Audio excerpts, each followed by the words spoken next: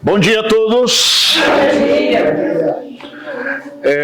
Nosso formato de culto hoje vai ser um pouco diferente, tá? Vai ser um pouco diferente.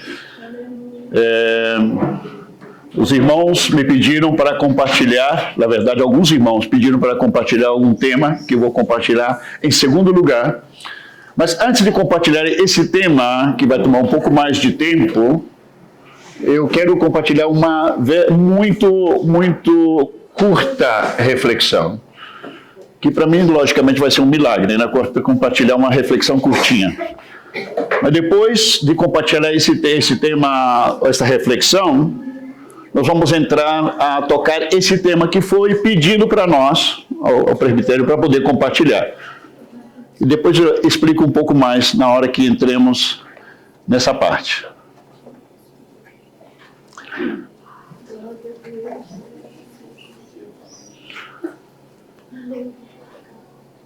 No livro de Romanos, capítulo 12 do livro de Romanos,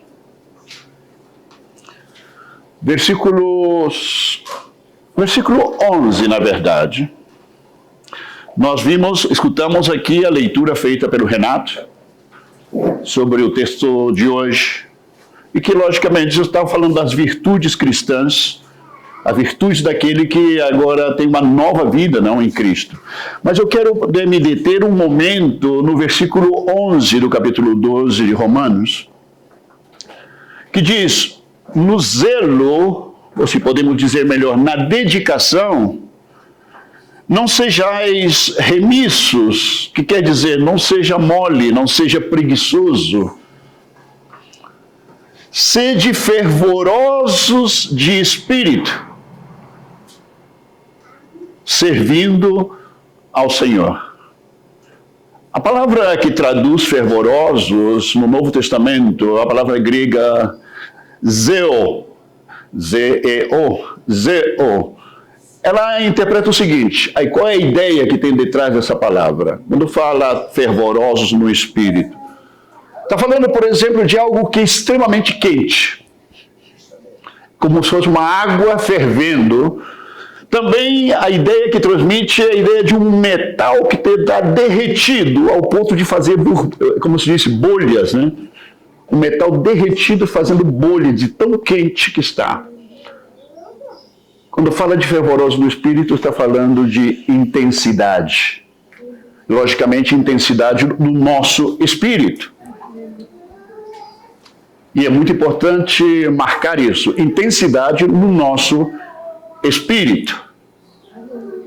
Ok?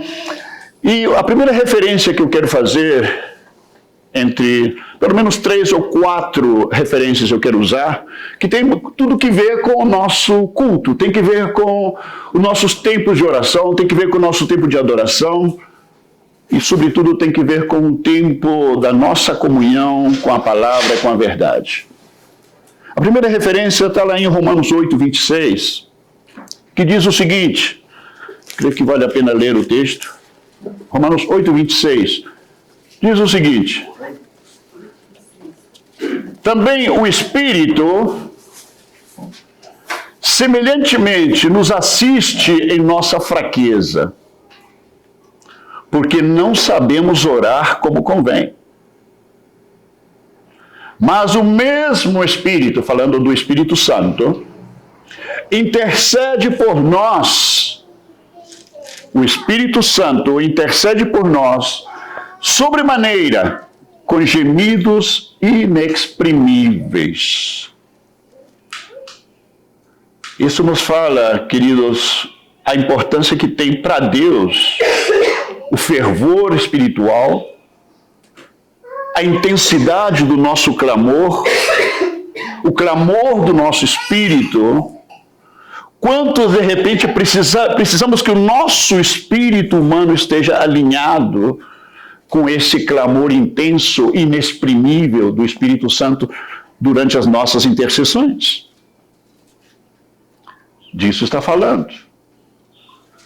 Intensidade não tem que ver necessariamente com uma expressão externa, necessariamente, ok? intensidade, fervor espiritual tem que ver quão comprometido está nossa mente, nosso coração, inclusive nossas próprias emoções comprometidas naquilo que estamos vivenciando espiritualmente naquele momento.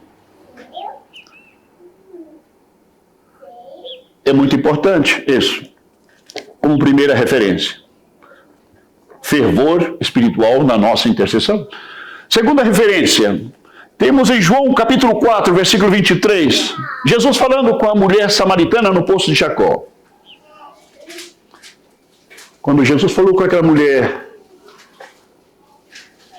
não vai ser nem sequer no templo de Jerusalém, que é o lugar tradicional da adoração, e tampouco no Monte Gerizim, que era o monte sagrado dos samaritanos, senão que os verdadeiros adoradores, disse o texto, adoram ao Pai em espírito e em verdade. Em espírito e em verdade. Muitas vezes eu tenho ouvido pessoas comentarem sobre esse texto. E o comentário, de alguma maneira, me pareceu um tanto limitado na compreensão do texto. Um tanto limitado, ou talvez um tanto superficial. Não necessariamente errado, mas um tanto limitado. Porque as pessoas falam assim, espírito e em verdade deve ser uma adoração espiritual com sinceridade no coração, o que deve realmente ser. É necessário que seja assim. Mas o texto vai muito mais além do que isso. Nós precisamos entender que o que clama por todas as coisas de Deus dentro do homem é justamente o Espírito. E claro, estamos falando do Espírito, o Espírito redimido por Jesus Cristo na cruz do Calvário. Estamos falando da pessoa que foi redimido o seu Espírito. Seu espírito é um espírito novo, ao ponto de que ele está de alguma forma amalgamado ao Espírito Santo em uma comunhão íntima, profunda. Mas o espírito nosso é o que clama pelas coisas de Deus. Então, quando falamos de adorar a Deus em espírito, estamos falando em adorar a Deus, não somente na intensidade, no fervor da intensidade, senão uma expressão espiritual coerente, uma expressão espiritual fiel, e uma comunhão verdadeira, íntegra do Espírito. Mas disse que em espírito e em verdade. Em verdade, queridos, se lemos lá em João capítulo 17, versículo 17, disse, Jesus orando ao Pai dizendo, santifica-os na verdade. A tua palavra é a verdade. E quando falamos, querido, que a verdade, também lemos outros textos, quando disse que a lei por meio de Moisés foi dada, pero a verdade e a graça vieram por meio de Jesus Cristo. Estamos falando das palavras de Cristo. Em espírito e verdade, estamos falando que essa verdade se refere à obra de Cristo, sobretudo à obra de Cristo na cruz do Calvário. O Evangelho, ou todos os ensinamentos que recebemos na Escritura da pessoa de Cristo. Tudo que Cristo falou é o que a igreja precisa. E essa é a verdade. Então, quando falamos em espírito e verdade, não somente estamos falando de uma comunhão íntima no nosso espírito, senão também sobre a obra ou da palavra de Deus que tem sido revelada e encarnada, cobrou vida, se converteu em carne e sangue dentro de nós. E vivemos e expressamos na nossa adoração em espírito e em verdade, justamente estamos externalizando, estamos manifestando externamente uma realidade espiritual, uma verdade real dentro de nós. Então, essa coerência espiritual, queridos, é que nos fala de adorar a Deus em espírito e em verdade. Em outra palavra, o altar de adoração já não está em Jerusalém, já não está no Monte Gerizim, senão que está dentro de cada redimido de Cristo. Esse é o altar, esse é o templo, esse é o lugar de adoração. Imagina a tremenda responsabilidade que temos. Terceira referência, onde podemos ver esse clamor de Deus com respeito a ser fervorosos em espírito, servindo ao Senhor. Mateus capítulo 5, versículo 6, diz que bem-aventurados aqueles que têm fome e sede de justiça. Fome e sede. Eu não sei quantos de vocês já tiveram realmente sede. Experimentaram sede de verdade. Eu nunca experimentei sede de verdade. Eu não sei quantos de vocês já experimentou fome. Eu creio que nenhum de nós realmente jamais experimentou o que é fome. Bom, se vamos ser bíblicos, a fome verdadeira só vem depois de 40 dias sem comer. Aí vem a fome. Por quê? Porque o texto diz lá que quando Jesus foi tentado no monte, ele passou 40 dias sem comer. E aí teve fome, diz o texto. Então, segundo a Bíblia, a fome vem depois de 40 dias sem comer. Eu creio que nenhum de nós temos experimentado isso. Mas a Bíblia também relata histórias. As histórias também extra-bíblicas nos contam de situações. O próprio povo judeu, durante o cerco, o sitio de Jerusalém, as mulheres chegaram a comer seus próprios filhos, seus próprios bebês, de fome. Então, a gente não pode imaginar o que realmente é fome. Não podemos imaginar o que é verdadeiramente sede. Eu já passei, não por necessidades. Quando a gente foi para a fazenda muito grande, tinha um chapadão, que não tinha água. Você ficava lá, às vezes, o dia inteiro sem tomar água, porque era necessário, não tinha como você ir em casa. Mas 40 dias, seu Pedro? Bom, de toda maneira, o ser humano pode, segundo dizem, não pode passar mais de 3 dias sem tomar água. Ah, não é? Isso é verdade. Outra coisa importante, querido, com isso, o que é que nós estamos falando? Bem-aventurados aqueles que têm fome e sede de justiça. Agora, quando falamos de justiça, o que é que vem na sua cabeça? A primeira coisa que vem na sua cabeça é que aquilo que tem que acontecer de verdade, aquilo que tem que acontecer de correto, tem que acontecer. A primeira coisa que vem geralmente na cabeça de uma pessoa é um assunto de vingança, Justiça, quero justiça de Deus naquilo. Sabe qual é a segunda coisa que vem na cabeça das pessoas hoje? Justiça social. Mas sabe o que? A Bíblia não está falando de nenhuma das duas. Quando disse fome e sede de justiça, você sabe o que aconteceu na cruz do Calvário?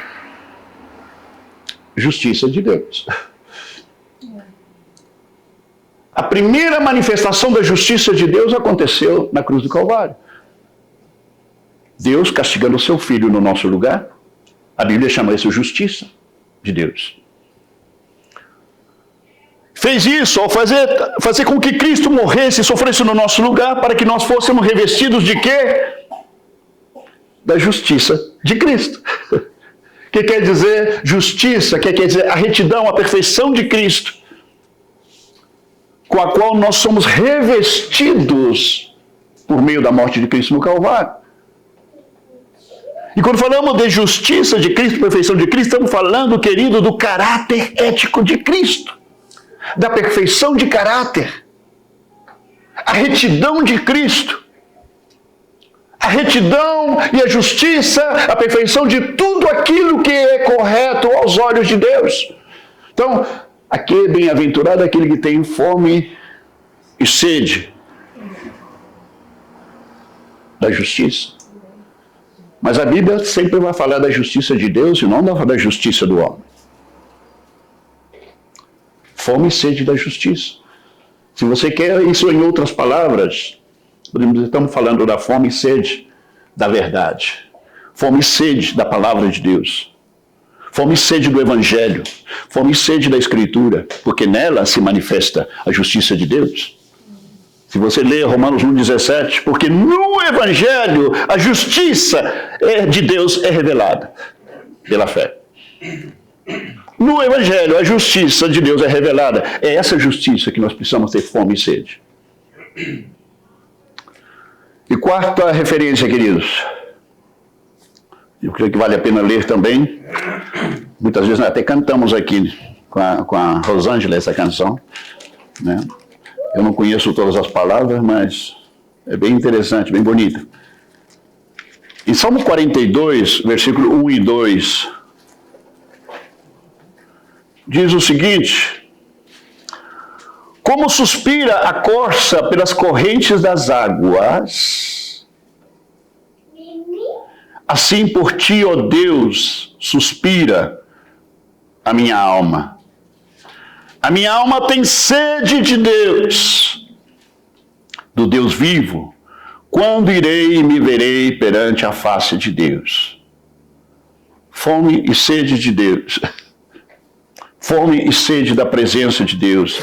Aspira, é um clamor pela presença de Deus. Queridos, é o espírito do redimido, em forma fervorosa, é que clama pelas coisas de Deus, que clama pela presença de Deus. Por alguma razão, a indolência, por alguma razão, a preguiça. Por isso, Paulo diz, não sejais remissos, que quer dizer, não seja preguiçoso no teu serviço a Deus, senão que sejamos fervorosos em espírito, servindo ao Senhor. Talvez os nossos irmãos pentecostais podem dizer, olha, está vendo? Nós temos razão. Está falando de ser fervoroso no espírito.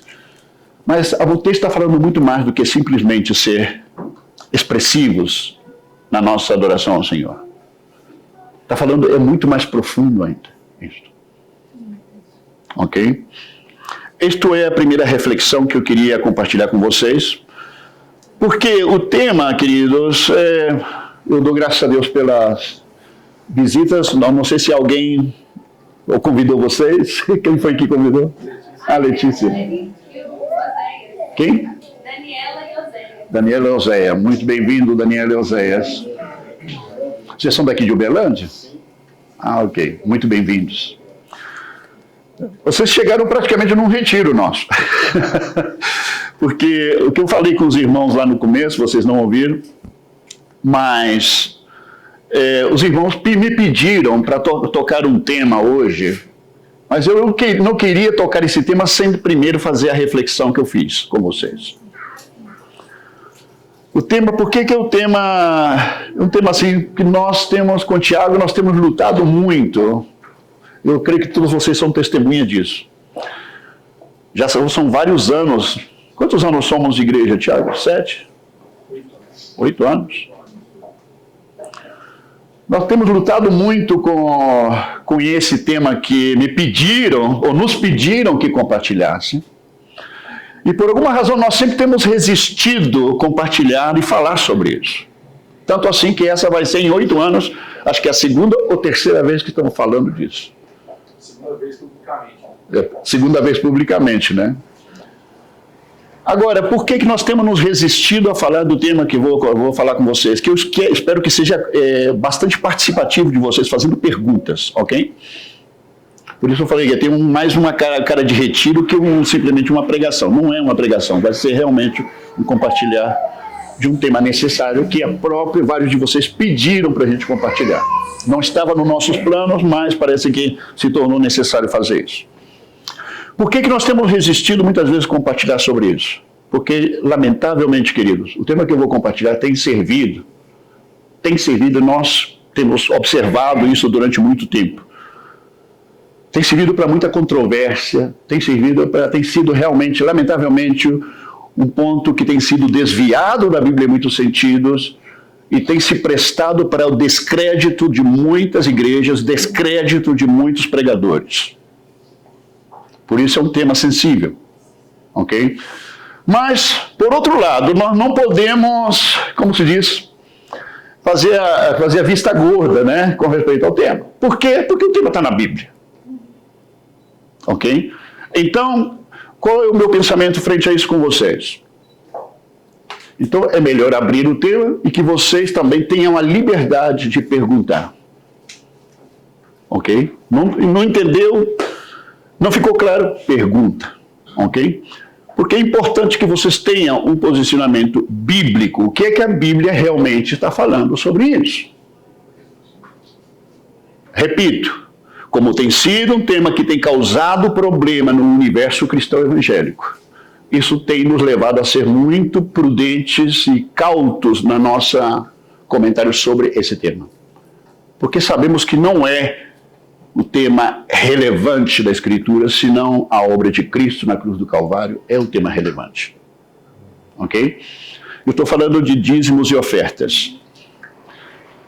Honestamente, no meu coração, eu não queria, não quero, não gostaria de ter que compartilhar sobre isso. Mas é necessário. Vamos estar colocando, não sei se é possível depois colocar os textos. Ok, os textos estão aí, né?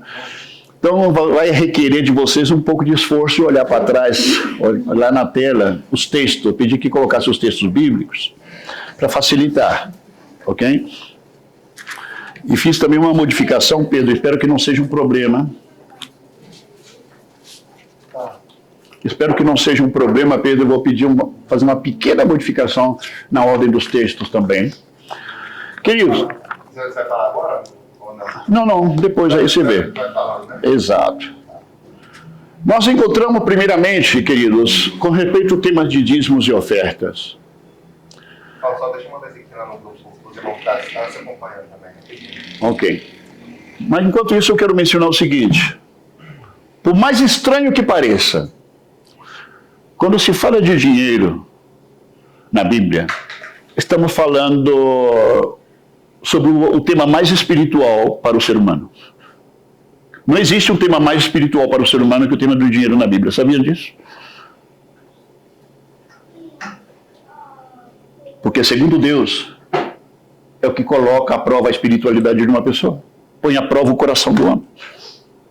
Já vamos ver tudo isso. Tá. Estamos aí esperando o primeiro texto. De toda forma, o primeiro texto você vai vir. Já vou começar comentando. Quando você puder, você coloca para a gente. Em Gênesis, capítulo 14, do versículo 17 ao 20, queridos, nos está contando uma história. A história sobre Abraão. Um homem que viveu pelo menos entre 400 a 600 anos antes que Moisés nascesse. Ok? E pelo menos 2000 anos antes de Cristo, Abraão. E esse Abraão, ele teve alguns conhecem um pouco a história dele. Ele tinha aquele famoso sobrinho dele, Ló, né, que foi morar lá em Sodoma. E dali depois houve uma guerra, como 5 reis se reuniram para atacar aos 4 reis daquela região e terminaram derrotando a todos e levaram todo aquele, como se diz, aquele botim de guerra, como se chama botim mesmo, né? Espólios de guerra. Espólios de guerra, isso aí. Eles levaram os espólios de guerra e de repente aparece o personagem Abraão e junta pelo menos o seu pessoal do Abraão, os da casa de Abraão. Muita gente falando da casa de Abraão, dizia não, Abraão, a mulher dele e os 3 filhos que ele tinha. Queridos, só o exército de Abraão eram mais de 300 homens. Disse homens de guerra, 300 homens de guerra. E Abraão juntou um pequeno exército dele de 300 homens e foi perseguir a 5 reis, 5 exércitos. E derrotou os 5 exércitos e trouxe de volta tudo aquilo que eles levaram, inclusive as coisas do sobrinho dele. E disse que quando ele retornou com todos aqueles espólios, é a palavra nova para mim, desde que eu cheguei no Brasil de volta, essa é outra palavra a mais que vai se somando para mim, espólio. Então ele trouxe aquele espólio de guerra e disse que quando ele estava ali, terminado essa batalha, apareceu um personagem que vocês já ouviram falar dele, um personagem misterioso, ele chamava Melquisedeque.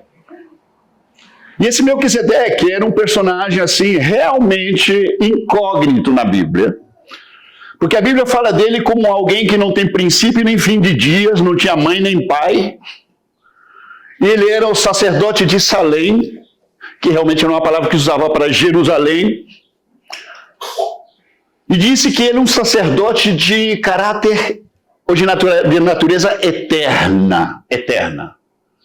E esse sacerdote chamado Melquisedeque, ele chegou, se encontrou com Abraão, e sabe o que ele trouxe para Abraão? Pão e vinho. O pão e o vinho, eu imagino que faz você lembrar de alguma coisa. E disse que ao participar disso, Abraão entregou a esse sacerdote de natureza eterna, os dízimos de tudo aquilo, de todo o espólio de guerra. Agora alguém vai dizer, como é possível que ele entregou o dízimo do espólio de guerra? Mas quem mandou ele entregar o dízimo do espólio de guerra? Sabe por que eu faço essa pergunta? Porque algumas pessoas dizem, não, é que o tema do dízimo é um tema do Antigo Testamento. Sabe o que, queridos? Eu vou te dizer uma coisa que você ainda não ouviu. E posso provar para você. O dízimo não é do Antigo Testamento. Mas como que não? Está lá na lei. Sim, vamos ver a lei. Não é do Antigo Testamento? É do Antigo Testamento? Não. Mas se Abraão é do Antigo Testamento? Não, Abraão não é do Antigo Testamento. Sabe quando começou o Antigo Testamento? Com Moisés. O Antigo Testamento significa antiga aliança. Antigo pacto. Esse antigo pacto, essa antiga aliança, esse Antigo Testamento começou no Monte Sinai. Quando Deus fez o primeiro pacto com o povo de Israel, entregando a lei através de Moisés. Então, o Antigo Testamento foi inaugurado com Moisés depois que eles cruzaram o Mar Vermelho. Ali se inaugurou o Antigo Testamento. Porque o que aconteceu aqui com Abraão, não existia Antigo Testamento. E estou falando, eram 600 anos antes do Antigo Testamento aconteceu isso. Agora, isso me faz pedir aqui o Pedro que nos possa, por favor, me joga lá no Hebreus capítulo 7, por favor. Hebreus capítulo 7, do versículo 1 ao 8. Por favor. Olha lá o que diz, os que podem, os que alcançam ler, disse, portanto, esse Melquisedeque, o escritor de Hebreus, que alguns dizem que foi Bernabé, eu acredito que foi o apóstolo Paulo o escritor, o escritor de Hebreus disse o seguinte, porquanto esse Melquisedeque, rei de Salém, sacerdote do Deus Altíssimo, que saiu ao encontro de Abraão quando ele voltava depois de haver derrotado os reis, e o abençoou, para o qual também Abraão entregou o dízimo de tudo. Em primeiro lugar, seu nome quer dizer rei de justiça. Em segundo lugar, rei de Salém, que significa rei da paz. Sem pai, sem mãe, sem origem, nem antepassados. Sem princípio de dias, nem fim de vida. No entanto, por ser, olha bem, no entanto, por ser a semelhança do Filho de Deus, é importante acentuar isso, porque muitas pessoas dizem que Melquisedeque era uma teofania de Cristo lá no passado. Não. Melquisedeque não era uma teofania, não era Cristo. Aparecendo como Cristo apareceu muitas vezes como um anjo do Senhor no Antigo Testamento. Aqui não é uma teofania de Cristo. Ok? Estamos falando de outra pessoa que evidentemente figurava, era uma figura de Cristo, Melquisedeque. Então disse, a semelhança do Filho de Deus, ele permanece sacerdote perpetuamente Considerai, portanto, como era grande esse homem, a quem até mesmo o patriarca Abraão entregou todo o dízimo dos despojos. Sim. Ora, os que dentre os filhos de Levi receberam o sacerdócio. Não, vamos deixar essa parte para depois, porque vamos ler de novo isso aí depois, ok? É interessante também, joga para mim agora Gálatas capítulo 3, versículo 6 ao 9. Gálatas 3, porque seguimos falando do mesmo tema, só que agora Paulo está trazendo esse tema a uma igreja que não tinha nada a ver com os judeus, uma igreja da Galácia. E Paulo traz esse mesmo tema agora dentro dos gentios, o mesmo tema. Gálatas 3, do 6 ao 9, disse: considerai, pois, o exemplo de Abraão. Ele creu em Deus, e isso lhe foi creditado como justiça. Estejais certos, portanto, de que os que são da fé, precisamente estes, é que são filhos de Abraão. Segue escutando isso, por favor. E a Escritura, prevendo que Deus iria justificar os não-judeus pela fé, anunciou com antecedência o Evangelho a Abraão. As boas novas. Na tradução da sua Bíblia, vai aparecer que Deus adiantou para Abraão a mensagem do Evangelho. Pré-anunciou. É interessante que você lê, de repente, nos embates de Jesus com os fariseus, lá em João 8. De repente, Jesus fala com os fariseus o seguinte, porque no momento Jesus fala com eles, o pai de vocês é o diabo, falou com os fariseus. Ele fala, não, porque nós somos filhos de Abraão. E Jesus falou, o pai de vocês é o diabo. E disse Jesus o seguinte, Abraão, ele viu o meu dia. Sabe do que Jesus está falando? Que Abraão teve revelação da obra de Cristo na cruz do Calvário. O dia do Senhor foi a obra de Cristo na cruz. Abraão viu o meu dia e se alegrou, disse Jesus. Jesus falou isso. E se vocês querem saber, aqui está alguém que estava antes de Abraão, falando dele mesmo.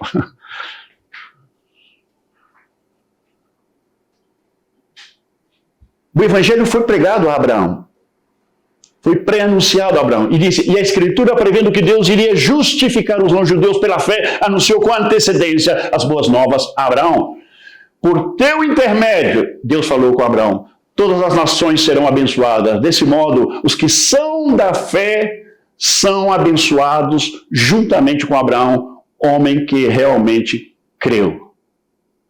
Algumas traduções bíblicas dizem que os verdadeiros crentes são aqueles que são filhos de Abraão. E isso aconteceu, queridos. A lei ainda nem sequer existia. O Antigo Testamento ainda não existia quando aconteceu tudo isso.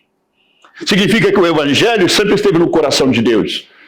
A graça e a fé sempre estiveram no coração de Deus antes que Moisés sequer existisse. É interessante pensar nisso. Então, se nós pensamos que onde nasceu essa ideia estranha, que hoje gera tanta controvérsia sobre dízimos, onde é que nasceu essa ideia? Nasceu do trato de Deus no contexto da fé, do Evangelho, da graça. Nesse contexto nasceu na mente de Deus a ideia sobre o dízimo. Ok? Nós estamos buscando base bíblica, estamos dando base bíblica para isso. Tem dúvida, queridos? Não entendeu? Pergunta, por favor. Ok? Sigamos adiante. Em Gênesis, aí não precisa, pode colocar o texto, mas só vou fazer um comentário rápido para a gente não converter esse tema em uma espada, que quer dizer longa e chata. Né? Pode perguntar. Então, é claro que o dízimo não faz parte da lei. Não. É isso que você Não, ele foi concebido fora da lei. Ele nasceu antes, inclusive, da lei. A ideia do dízimo nunca foi ideia da lei. A lei simplesmente institucionalizou o dízimo. Como também sempre foi pela graça. Sempre foi pela graça. A graça veio antes da lei. Exato. A lei, como era parte do propósito de Deus com o povo de Israel dar a lei o que fez? Legislou sobre o dízimo, nada mais do que isso. Ela reconheceu algo que já existia. Foi legislado de algo que já existia, ok? Insisto, queridos, vamos chegar num ponto, o que é que o Novo Testamento tem para dizer sobre isso, ok?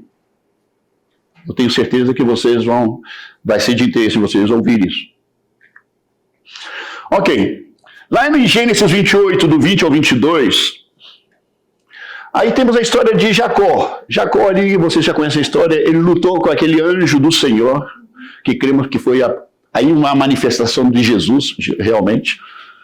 Até que ele foi aí, não deslocado o osso dele do lado, naquele mesmo lugar, depois ele fez um travesseiro de pedra, né? Colocou a cabeça lá, dormiu, teve a visão da escada que unia do céu para a terra. E quando ele acordou, depois ele batizou aquele lugar, levantou um altar, colocou o nome de Betel, aquele lugar. E ali, ele na conversa com Deus, ele dizia, se Deus fosse abençoá-lo em tudo, ele daria também os dízimos de tudo. Ou o neto de Abraão fala, seguindo a mesma linha do avô. Mas a lei ainda não existia. E Jacó, sendo quem era, né, prometeu a Deus entregar o dízimo de tudo, se Deus o abençoasse. Bom, para que vocês vão conhecendo um pouco mais da história. Passou os 400 anos, pelo menos, 400 e tantos anos, pelo menos 450 anos, pelo menos, ou mais.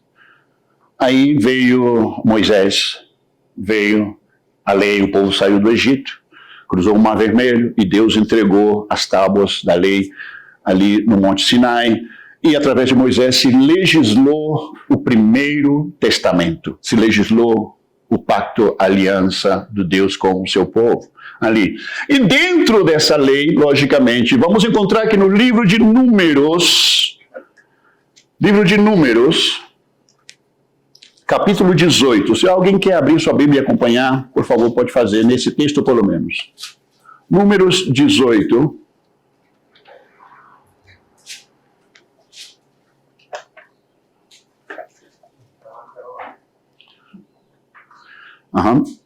Vamos ler alguns textos. Não quero ler todo o texto, porque, como lhes disse, não quero que isso se converta num tema chato, tá?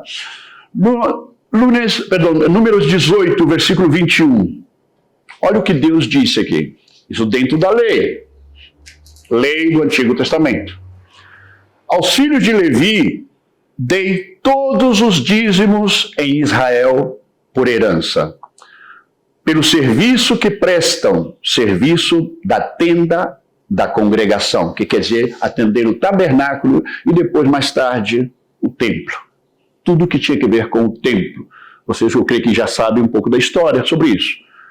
Dentre as 12 tribos, a única que não teve herança, terras, propriedades, foi a tribo de Levi, porque ela foi consagrada por Deus para não ter propriedade, não ter herança, e a herança deles seria que os demais tribos estariam entregando os dízimos à tribo de Levi pelo serviço deles, porque eles estavam completamente dedicados ao serviço do templo, também no seu tempo o tabernáculo, ok?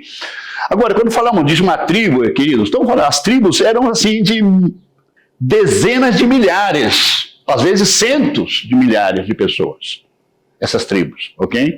Então, todas essas tribos, essa tribo de Levi, todos os homens, eles eram chamados levitas e eles estavam autorizados por Deus a prestar serviço a tudo que tinha acontecido no templo. Temos que entender que tanto no tabernáculo como no templo, uma vez que estava estabelecido, queridos, nós não podemos imaginar hoje em que consistia todo o trabalho que os levitas faziam.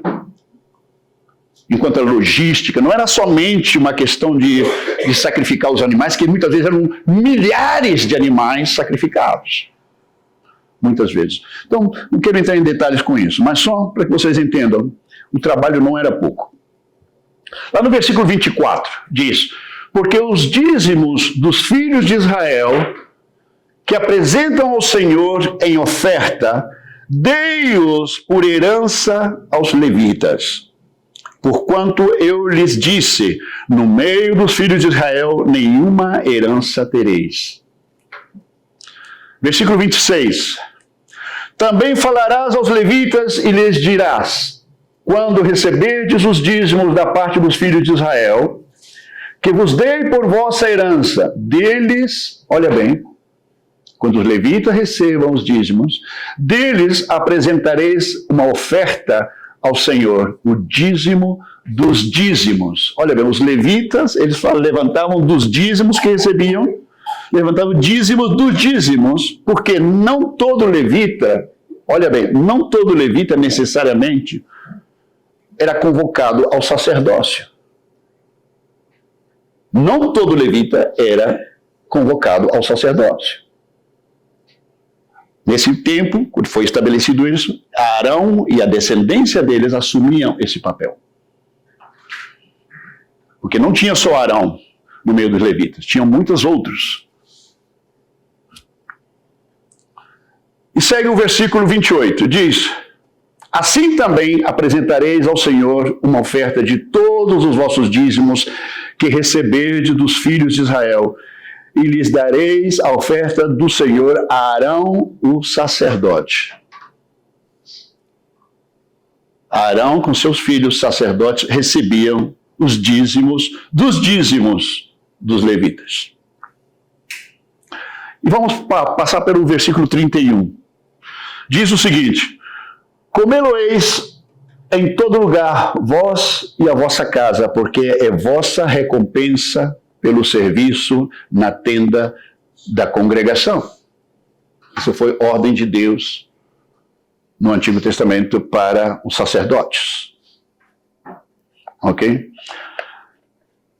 Então, em primeira instância, se nós podemos chamar assim, em primeira instância, os dízimos eram para sustento daqueles que estavam dedicados à obra de Deus em tempo completo, que era o caso dos levitas.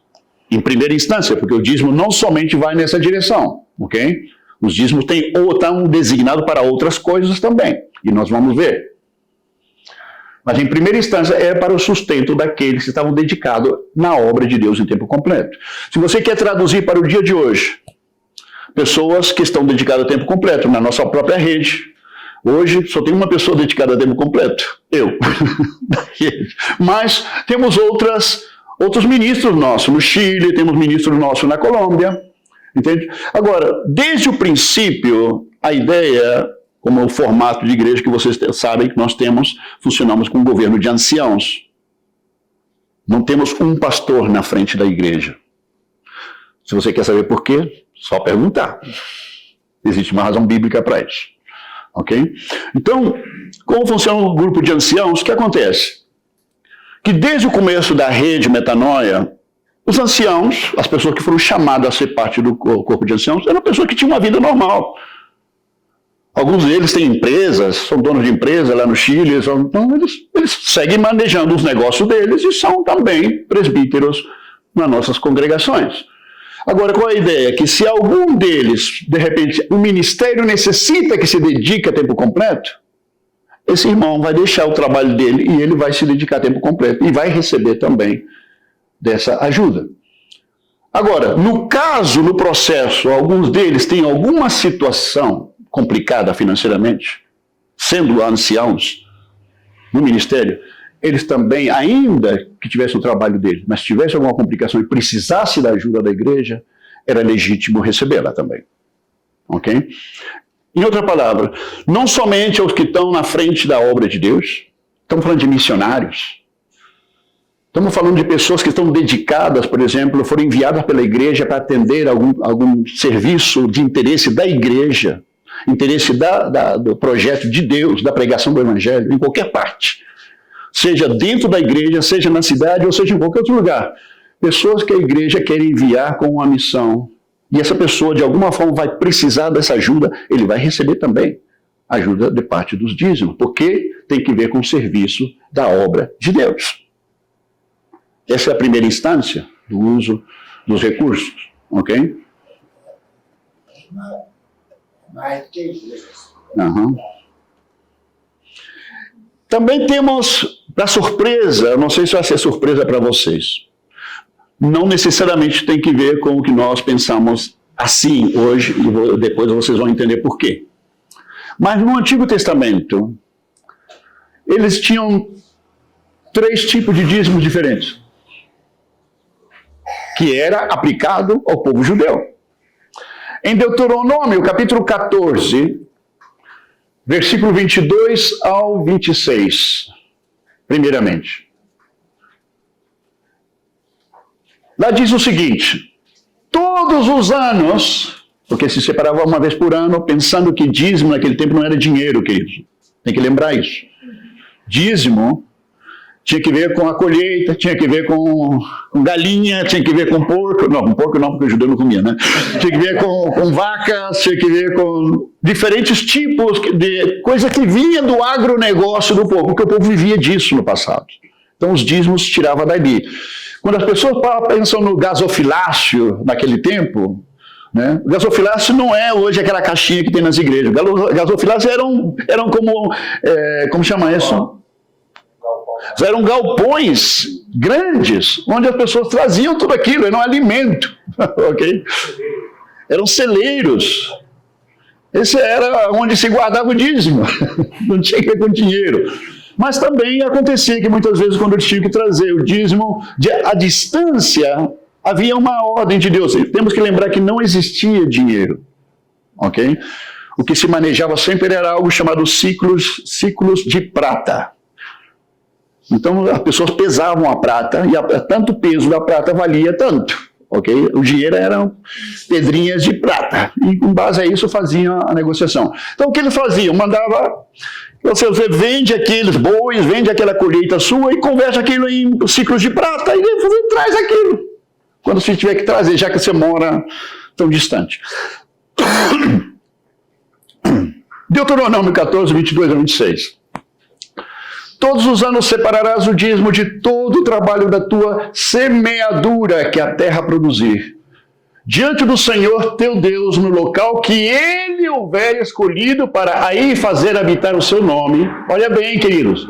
Comerás o dízimo do teu cereal, do trigo, do vinho novo e do melhor azeite, e a primeira cria de todos os teus rebanhos, a fim de que aprendas continuamente a amar reverentemente ao Senhor teu Deus.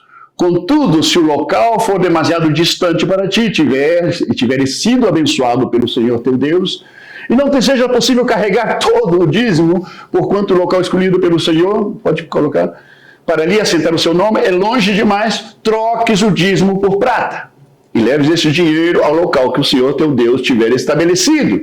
Lá poderás trocar a prata, o dinheiro, por tudo o que quiseres comer. Carne de vaca, ovelha, carneiro, vinho, bebida fermentada ou qualquer outro alimento que desejares. Então, juntamente com a tua família, comerás e te alegrarás ali na presença de Javé, teu Deus. Sabe como nós traduzimos isso? Nossos retiros, nossos ágapes, gastos que temos com a ceia do Senhor. Fazemos qualquer tipo de reunião, algum jantar como igreja, um almoço como igreja. Em outra palavra, aquilo que se gasta como esse tipo de evento na nossa igreja, é a interpretação disso. Desse dízimo que não tinha que ver com o primeiro dízimo. Esse é outro dízimo que era tirado para isso. Para as convivências da igreja, as convivências do povo de Deus. Versículos, Obrigado. Vamos ainda no capítulo 14 de Deuteronômio, versículo 28 e 29. Aqui tem um terceiro tipo de dízimo. Olha bem, para o povo de Israel. Ao final de cada 3 anos, aqui mudou tudo. Trazei igualmente todos os dízimos da colheita do 3º ano. Olha bem, para que era usado esse terceiro ano. Armazenando-os em vossa própria cidade, isto para que os levitas que não têm parte nem herança contigo, os estrangeiros, os órfãos e as viúvas que vivem nas tuas cidades possam se achegar, comer e saciar-se, e para que Javé teu Deus te abençoe em todo o trabalho das tuas mãos. Sabe para que era esse dízimo, queridos? Desse terceiro ano? Somente correspondente ao terceiro ano? Era para atender primariamente os necessitados da própria igreja ou do próprio povo de Deus. Atender aos necessitados da igreja. Nisso se traduz hoje. E se temos suficiente também para poder fazer obra social. Para ajudar aquelas pessoas que estão lá fora, que não são cristãos, que não têm parte com Deus. Mas Paulo aconselha lá em Gálatas que enquanto depende de nós, devemos fazer o bem a todos, mas primeiramente aos domésticos da fé.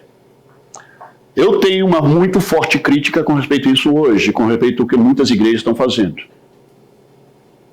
Paulo está dizendo que a prioridade nossa são os domésticos da fé. Em outra palavra, os necessitados, que são nossos irmãos, eles devem ser atendidos primeiro. E o que sobra disso, se tem mais, deixa repousar e vai para atender as necessitados lá de fora. Entende? Os dízimos também são usados para isso.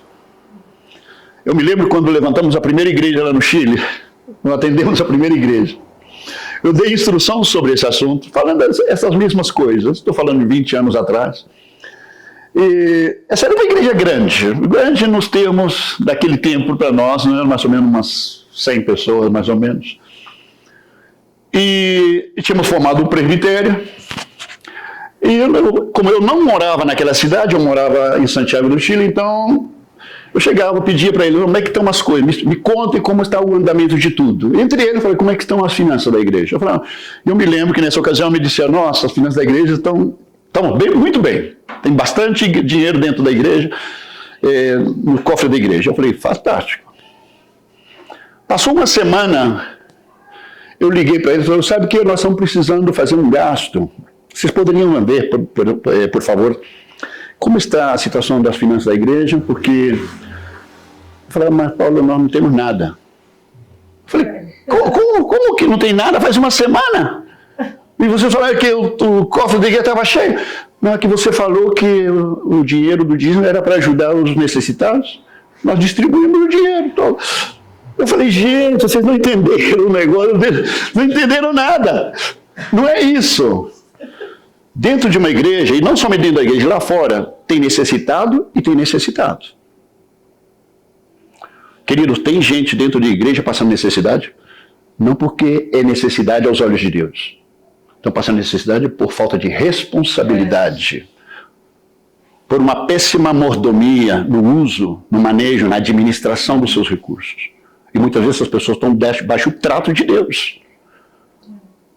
E ajudar financeiramente essa pessoa, em vez de estar ajudando, estamos atropelando a obra de Deus na vida dessa pessoa, muitas vezes. E às vezes naquilo foi uma excelente oportunidade para ensinar outra coisa aos irmãos. Quando você vai ofertar, ora a Deus. Ora a Deus. Para saber a quem ofertar e quanto ofertar. Você vai ajudar lá fora, é a mesma coisa. Ora a Deus. Para que seja uma coisa guiada por Deus. Hoje, qual é a crítica que eu tenho com a maioria das igrejas nesse sentido? No Brasil, existem vários ministérios que têm um forte acento na obra social. Lamentavelmente, em parte, fazem isso baixo uma interpretação errada dos mandamentos de Cristo com respeito a isso. Que vamos encontrar lá em Mateus 25. Aquele que der um copo de água a um desses meus pequeninos, a mim me estão dando. Sabe como que muitos crentes entendem isso? Se você ajuda o cara que está lá fora, dá um copo de água, você dá de comer, você está cumprindo as Escrituras. Não é isso. O texto de Mateus 25 que fala que se você der a um copo de água a um desses meus pequenos, O texto bíblico e o contexto está falando dos discípulos de Cristo, está falando de irmãos na fé. Não está falando lá de fora. Outro lado, muitas vezes irmãos dentro das igrejas estão sendo desatendidos em suas necessidades para atender a obra social lá fora. Esse é o grande erro também que está sendo cometido. Estão priorizando aos de fora e não aos domésticos da fé. Biblicamente está errado. Está errado isso.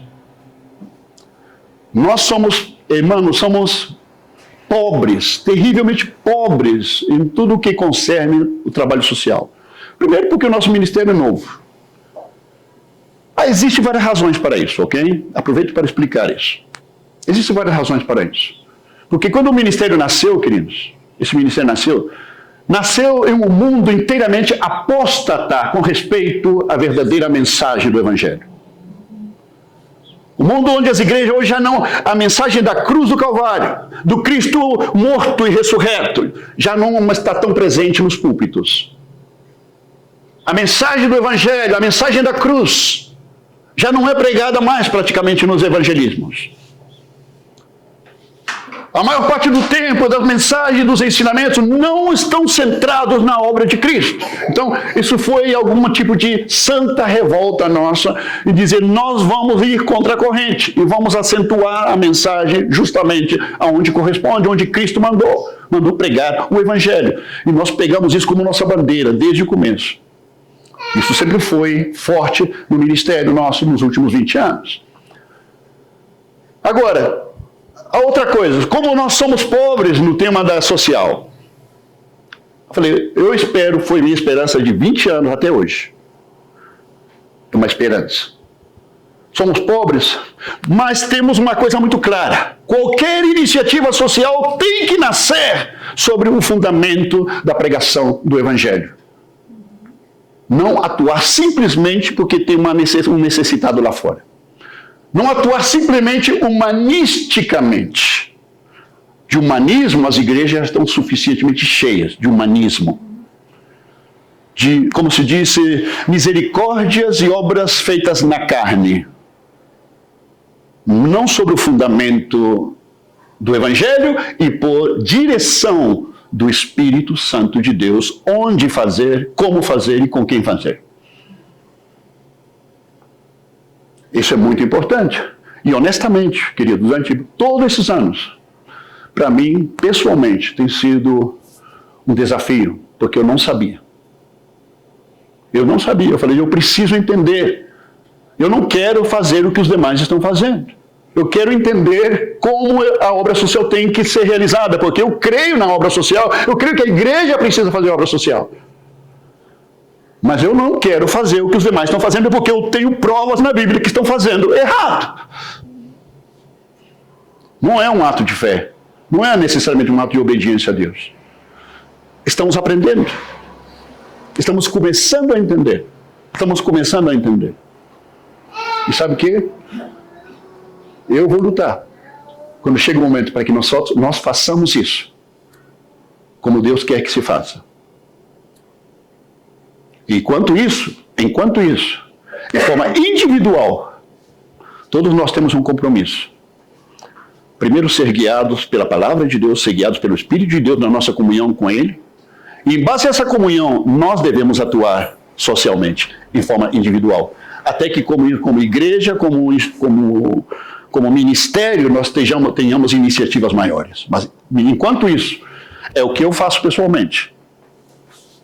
Eu ajudo pessoas. Ajudo irmãos com o que chega no meu bolso. Eu ajudo, eu dou esmola lá fora.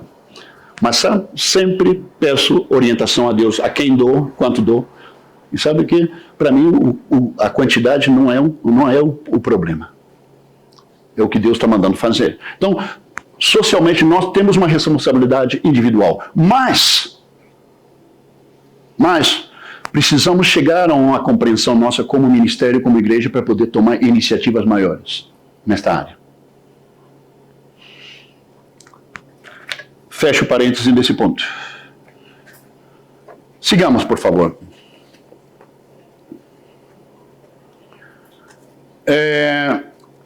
Aqui tem um texto que tem servido para todo tipo de bizarrices, querido. Todo tipo de bizarrices doutrinais. Malaquias capítulo 3, do versículo 7 ao 10. Vamos lá, por favor.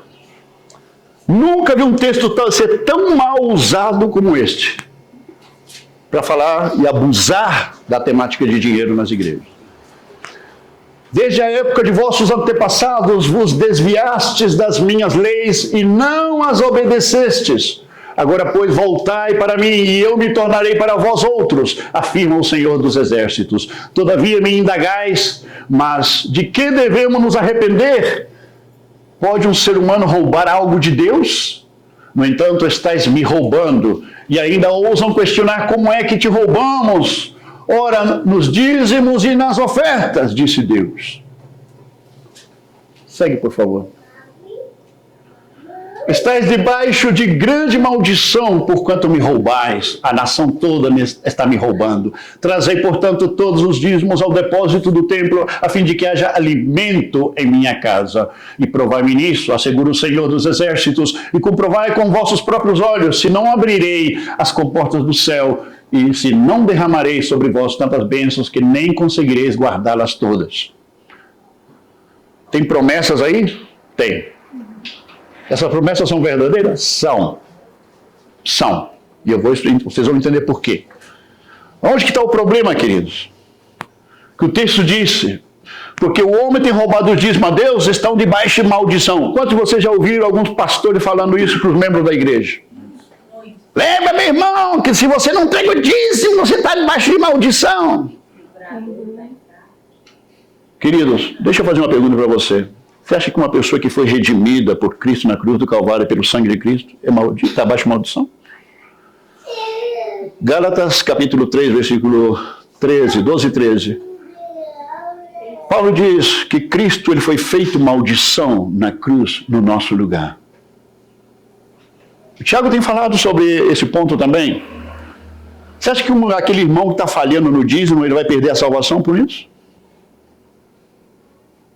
Tem pastor que acredita que a pessoa vai perder a salvação porque não entrega o dízimo.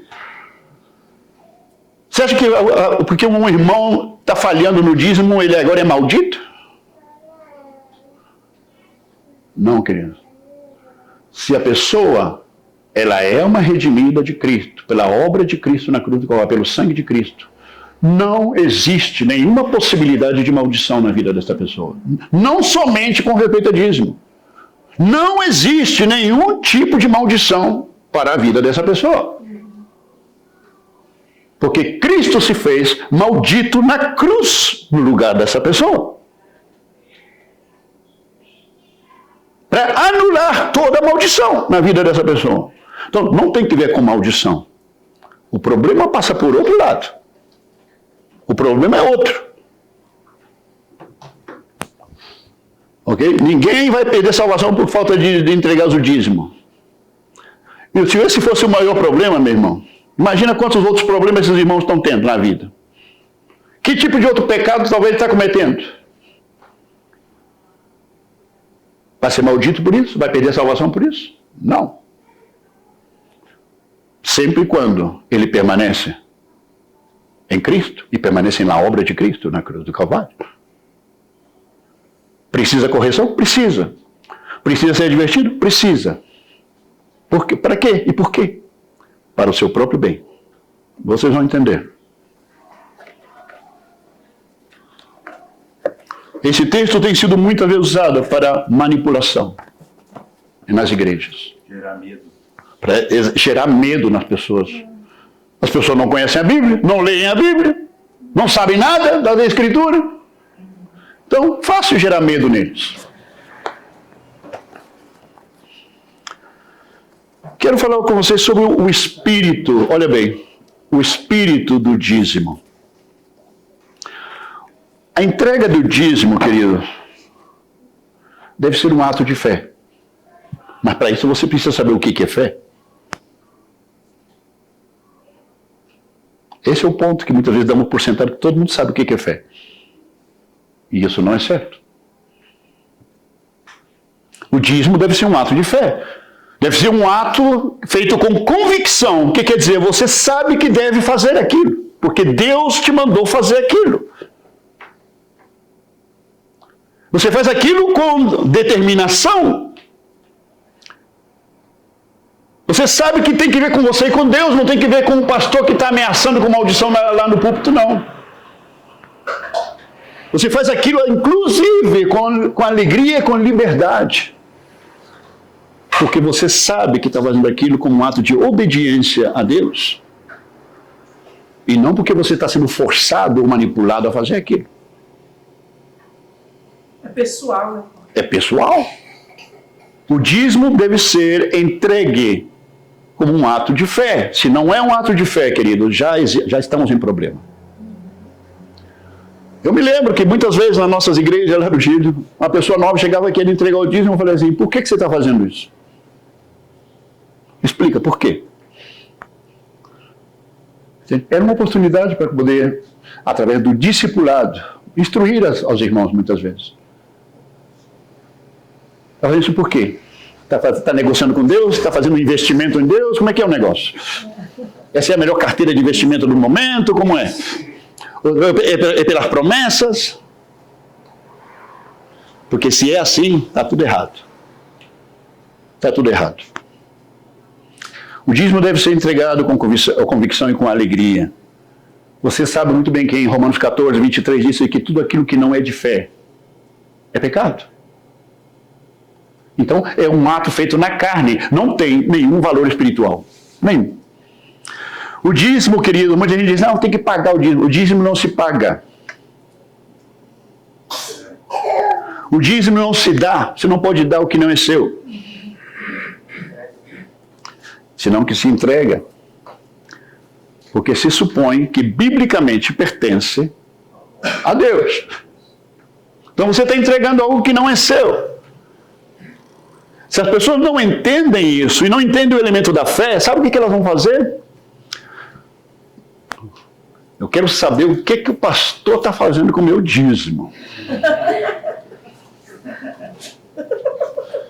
Pode ter certeza que tem muita gente com esse entendimento. Porque nunca entenderam. Nunca foram instruídos. Mas quem fala isso não é um cristão de verdade, não entende a palavra. Não a palavra, não. Você está seguindo o pastor, você precisa comprar carro, dá para os outros. Esse é um bom ponto, seu Pedro. É um bom ponto, seu Pedro. Não todo mundo que está dentro de uma congregação é necessariamente um filho de Deus. E eu estou falando de todas as igrejas. Todas, sem exceção. Paulo, você falou que o dízimo não se paga, não se dá, ele se entrega. Se entrega. Não seria a palavra que muitas pessoas usam também, devolver? Muita gente fala isso, devolver. Poderia ser. Se a pessoa entende a natureza do dízimo, ela pode usar esse termo. Entende? Ela quer estar devolvendo o que Deus deu para ela. Exato. Exato. Outro ponto importante sobre Malaquias, esse texto que a gente deu, essa tradução que foi colocada aí, ó, de Malaquias, ela está equivocada porque ela traz a palavra bênção no plural. Exato. E no original, a bênção vem no singular e vai falar que é sem medida, né? Sem medida. E a gente está falando, a gente já estudou sobre esse texto, que está falando da vida de Cristo sobre esse texto. Que dizendo que Deus abriria a janela do céu e enviaria uma bênção que não pode ser medida. Então, inevitavelmente, Deus não está falando de dinheiro, porque dinheiro pode ser medido, uma casa pode ser medida, a saúde pode ser medida. Ele está falando de algo que vem do céu, que é uma bênção que não pode ser medida. Está falando de Cristo. Exato. Interessante isso que o Thiago falou, que é uma coisa que foi o que eu entendi também, porque assim, às vezes as pessoas têm que no dízimo, nossa, vai ser bem dobro. Está pensando em dinheiro. Está negociando, né? Está pensando em dinheiro. Não quer dizer que essas bênçãos é dinheiro. A Rosângela observou bem. A Bíblia você tem que acreditar nela toda, você tem fé nela toda. Então você está dando o dízimo, você está cumprindo a palavra. Isso. Se você não cumprir uma palavra da Bíblia, você pode levar a Bíblia fora. Pois é. Agora, o Tiago diz, logicamente, a bênção é Cristo. Se nós vemos no Novo Testamento que em Cristo nós somos abençoados com toda sorte de bênção. E isso vem também incluído dentro do mesmo texto. Põe a sequência do texto, por favor. Malaquias? De Malaquias. Até... É isso, né? Acho que essa é a sequência. Esse é o versículo 10, tá aí? 10? Isso. Não, eu... Malaquias É isso 3, aqui, ó. do 7 ao 10. Né? 7 ao 10. Olha lá, é o capítulo 13, 7 ao 10. Avança, avança. É isso. É isso. Mais, tem mais não? Esse Não, aí é esse o é o trazer, final. portanto. Até no final, ó, tantas bênçãos. 10 é o trazer, portanto. Ó. 10. Trazer, portanto, todos os dízimos. O versículo Ah, ok. Tem uma parte aí do texto que parece que eu esqueci de colocar aí. Vamos ler também. Uma parte do texto que é importante, que vem a sequência da bênção, ok? Diz o seguinte: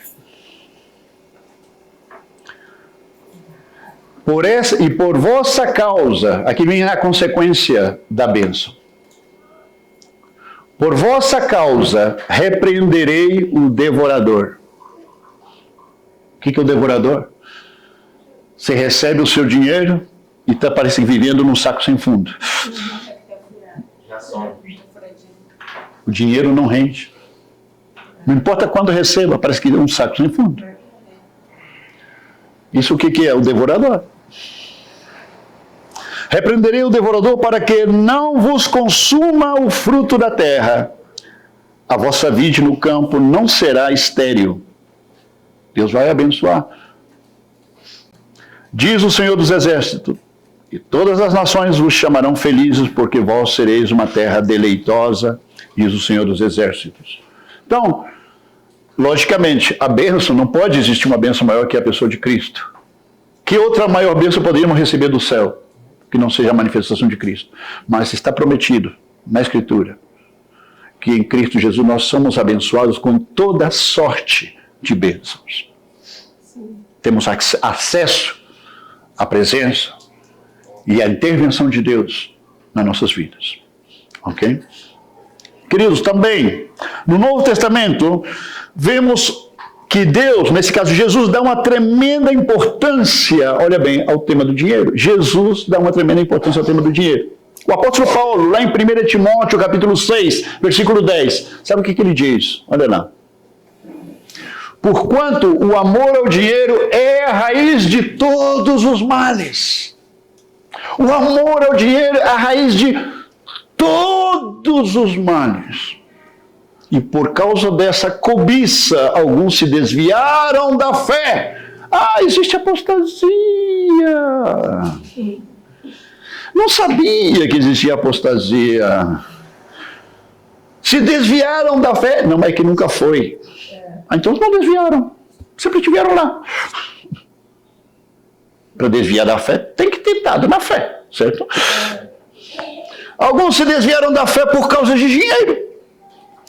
E se atormentaram em meio de muitos sofrimentos. Ah, o dinheiro é a raiz de todos os males? É isso que está dizendo? Não. O dinheiro não é a raiz de todos os males. O problema não é o dinheiro, queridos. O problema é o coração do homem, que é escravo do dinheiro. O coração do homem, que não pode viver.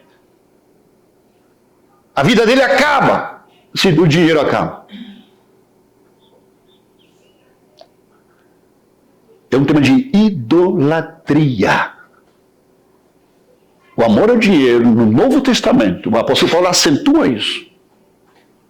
É um tema de idolatria. É chamado idolatria. A avareza é chamada idolatria pelo apóstolo Paulo. Agora a pergunta é: existe idolatria no meio do povo de Deus? Existe. Existe.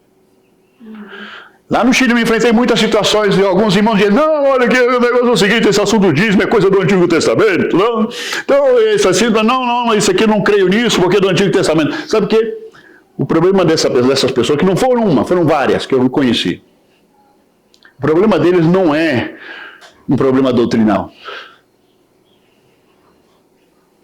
O problema deles é que são idólatras. são amantes do dinheiro. Esse é o problema. São prisioneiros, são escravos do dinheiro. Esse é o problema. Queridos, o que eu estou dizendo para você é o seguinte.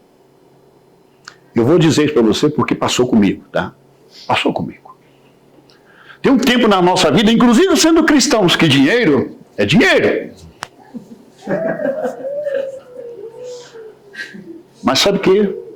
Na tua relação com Deus, você precisa, assim como eu precisei, você precisa chegar um momento na sua vida que dinheiro é só dinheiro.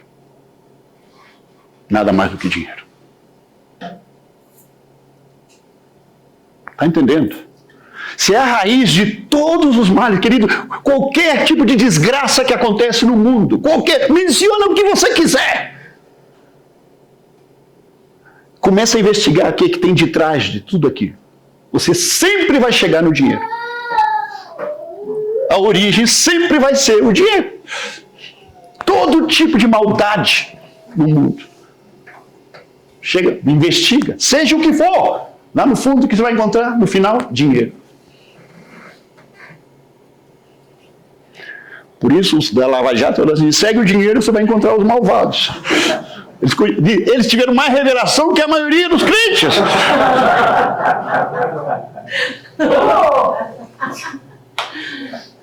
Eles entenderam a Bíblia antes que os crentes. Pessoal da Lava Jato. Nossa. Ô Paulo, em termos práticos, é o mesmo que dizer que não tem problema nenhum em ter uma poupança, uma reserva privada. O problema é acreditar que aquele dinheiro é a sua salvação. Esse é o problema. Esse é o problema. Dependência daquilo que você tem. É por isso que Jesus mesmo afirma que é mais fácil passar um camelo pelo olho de uma agulha que entrar um rico no reino dos céus. Sabe por quê? Você sabe o que é isso? Sei. Mas se quiser pode falar, seu Pedro. Pode falar. É porque o cara, quando é rico, fica envolvido com a riqueza que dá trabalho ser rico. Você sabe disso. É. Ser rico, né? Tem uma vida boa que é muito mais difícil que do pobre. Não, é verdade. Sobretudo no Brasil, né? Sobretudo no Brasil, né, seu Pedro? O rico é feliz com o pobre é feliz demais.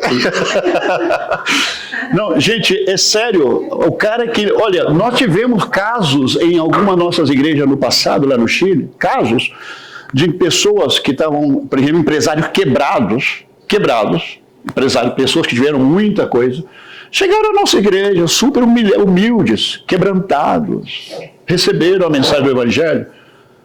E sabe que com o passar do tempo eu pedi oração para a gente orássemos por ele, para que Deus pudesse consertar a vida dele. E sabe que começamos a orar e o cara começou a melhorar de vida, a retomar a vida dele de novo. Sabe o que aconteceu? Ele desapareceu. Você cumpre a palavra de Cristo. O cara, ele depende, esse é seu Deus. O dinheiro é o seu Deus. O cara nunca vai dizer isso, ele nunca vai reconhecer isso. Mas essa é a realidade. Essa é a verdade. Ele é escravo daquilo. Então, esse é o problema principal que existe no planeta Terra. Curioso, não? É o maior pecado, se podemos chamar assim, é o maior pecado que existe. Pecado natural desse mundo. É isso. Porque se é a raiz de todos os males... E é curioso que Jesus em algum momento fala aos seus seguidores. Ninguém pode servir a dois senhores. Sabe o quê? Mamon é o nome dado ao Deus do dinheiro, da riqueza no Novo Testamento. Jesus está dizendo aos seguidores, ninguém pode servir a Deus e a Mamon. E é interessante que Jesus é o único Deus falso que Jesus fez referência como Senhor. Ele falou, só existem dois senhores. Ou é o Senhor dos céus e da terra, ou é o Senhor dinheiro. Jesus considerou esse o maior dos males na vida do homem. Ninguém pode servir aos dois. Jesus falou isso. Ninguém pode servir aos dois. Você sabe que a humanidade inteira é escrava desse Deus. Você sabe disso. E tem muita gente dentro das igrejas que são escravas da mesma coisa. Em Paulo, que logo em Mateus 6, quando ele fala, porque onde estiver o vosso tesouro, estará também o vosso coração. Onde estará o vosso tesouro? Será que Jesus sabia alguma coisa sobre isso? Parece que sabia, né? É incrível, né? Queridos, já falamos que Abraão deu o dízimo pela fé. Os levitas tomavam o dízimo do povo, de acordo com a lei. Mas também no versículo 11 do capítulo 7 de Hebreus,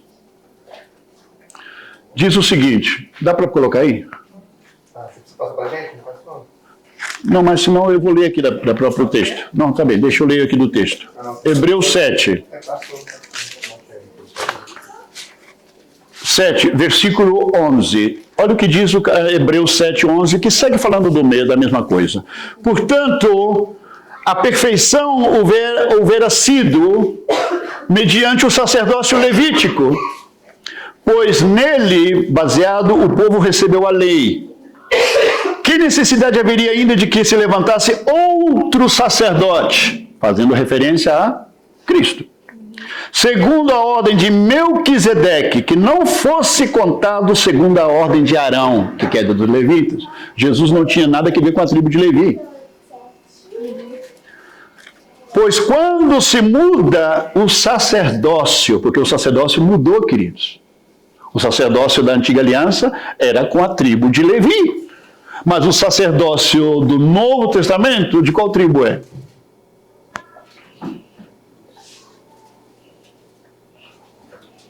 É do leão da tribo de Judá. Pois quando se muda o sacerdócio, necessariamente há também mudança de lei. A lei mudou. Porque aquele de quem são ditas essas coisas pertence a outra tribo, da qual ninguém prestou serviço ao altar, falando do templo. Também o versículo 14, pois é evidente que nosso Senhor procedeu de Judá, tribo da qual Moisés nunca atribuiu sacerdotes. Queridos, Abraão entregou o dízimo a um sacerdócio eterno, que era semelhante ao sacerdócio de Cristo, Melquisedeque. Nós, quando entregamos como cristãos redimidos por Cristo, quando entregamos o dízimo, nós estamos entregando nos mesmos parâmetros de Abraão. Não tem absolutamente nada que ver com os dízimos do Antigo Testamento. Porque o que levou Abraão a entregar os dízimos, primeiro, foi fora da lei. Foi sem lei. E segundo, foi pela fé. Esses também. E terceiro, Abraão conheceu o Evangelho. Nós conhecemos o Evangelho, nós não estamos na lei, e nós atuamos pela fé. Esta é a base sobre a qual nós entregamos dízimos. Ok?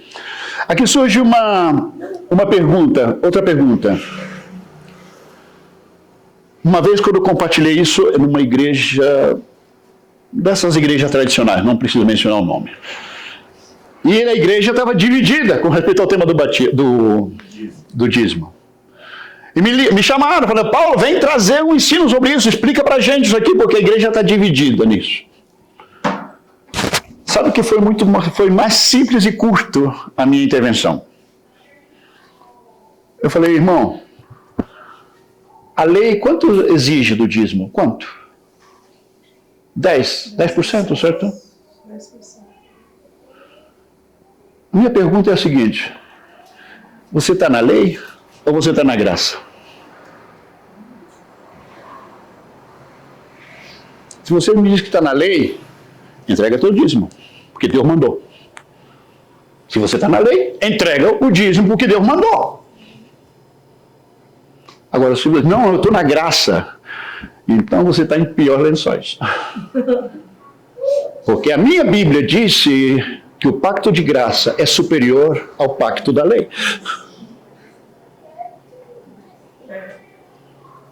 Em outras palavras, meu irmão, você não precisa acreditar no dízimo. Se você diz, não acredito no dízimo, tudo bem, não precisa acreditar no dízimo, não. Você é livre de dar o que você quiser, sempre quando seja de 10 para cima.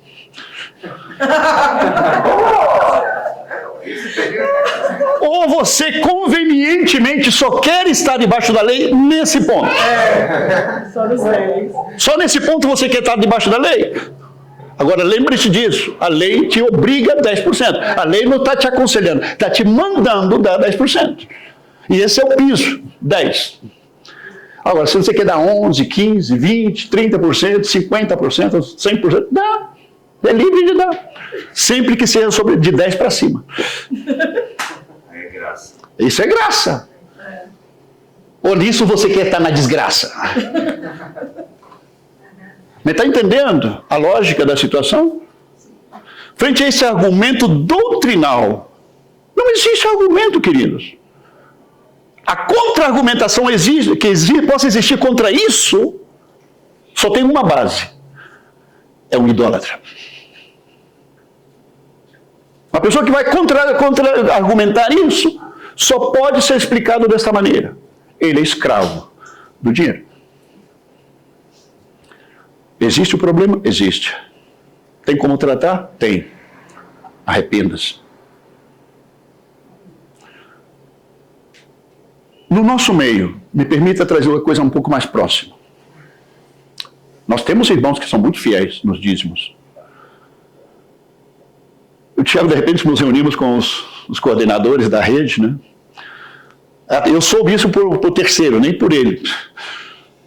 Mas o Tiago estava contando para os coordenadores, você sabe que o Paulo está lá com a gente, lá no começo, na frente da obra e tudo isso, agora eu estou com ele junto.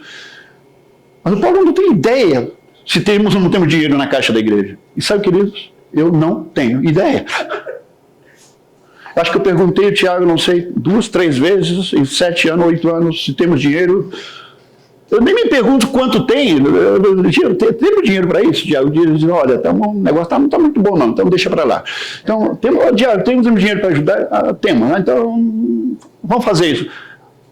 Querido, porque para mim não é um tema. Levo 45 anos no ministério e sabe o que? Não que alguém que está trabalhando nisso esteja errado, mas para mim, eu nunca estive envolvido com dinheiro de igreja, nunca na minha vida. Entende? Então, para mim, eu me sinto muita liberdade de falar desse tema. Eu me sinto muita liberdade. Entende? E daquilo que eu entrego, da forma como nós entregamos, de acordo com o acordo que eu fiz com o Tiago também nisso, como eu derivo meus dízimos, eu entrego muito mais que dízimos para fora. Então, eu creio que é importante que a nossa espiritualidade possa ser evidenciada naquilo que mais aprisiona o ser humano hoje. Nossa liberdade. Temos que lembrar que essa é uma estratégia e uma arma do diabo. A escravidão, o amor ao dinheiro. Isso é um tema altamente espiritual. Seja para bem ou para mal. Nós, de repente, usamos os dízimos da igreja, eu recebo também da igreja, para que vocês saibam. Mas usamos também do dízimo da igreja para ajudar os irmãos. Então, os irmãos são ajudados dentre nós, nos dízimos da igreja. Os dízimos, como já mencionei, são usados também em alguns eventos, e eu sempre, aos irmãos, na rede, eu tenho falado sobre isso. Para mim é imperioso que os dízimos sejam usados para aquilo que está designado nas Escrituras. Os dízimos precisam ser usados de acordo com está estabelecido nas Escrituras. Sempre fui manhoso e insistente nesse ponto. Para que realmente sejamos consequentes, coerentes com o tema. E graças a Deus tem sido assim. Tem sido assim. Eu quero rapidamente, para concluir, irmãos, se alguém tem alguma pergunta que quer fazer, algum comentário, por favor, faz agora. Eu quero só concluir com algo bem rapidamente. Paulo, eu queria só fazer uma observação, né, que você falou, não sei se você vai mencionar, mas a gente já em uma ocasião a gente compartilhou que esse elemento do gasofilácio, que ele é algo visível, ele sempre acompanhado das escrituras, ele traduz, ou ele revela algo invisível. Exatamente. Toda a escritura é assim, né?